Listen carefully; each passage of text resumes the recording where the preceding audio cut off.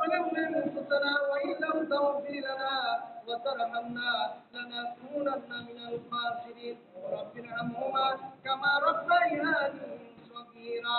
رب العالمين এমন এক সময় হাত বাড়াইলাম যে সময় হাত বাড়াইলে আল্লাহ তুমি খালি হাতে ফিরাই দেও না মাবুদ গো আমি গুনাহগার তোমার মায়ার বান্দাদেরকে নিয়ে হাত বাড়াইলাম আল্লাহ আমাদের জিন্দেগীর সমস্ত গুনাহ মাফ করে দাও আল্লাহ আমাদের মাই বাবারে মাফ করে দাও আল্লাহ আমাদের বিবি বাচ্চারে মাফ করে দাও আল্লাহ জানি না গো কার মা নাই কার বাবা নাই এতিম সন্তানরা হাত বাড়াইছে ওই না মা বাবার কবরটারে জান্নাতের বাগিচা বানাই দাও আল্লাহ আমাদের জিন্দা মাই বাবার নেক হায়াত বানাই দাও রব্বুল আলামিন আল্লাহ তোমার এক মায়ের বান্দা অসুস্থ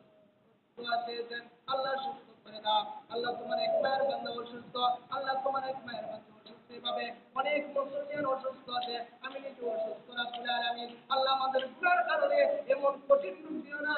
যে রোগের চিকিৎসা দুনিয়ার মধ্যে নাই আল্লাহ আমাদের মুখ বন্ধ করে দিও না কিডনি নষ্ট করে দিও না ক্যান্সার দিও না পানি দেখে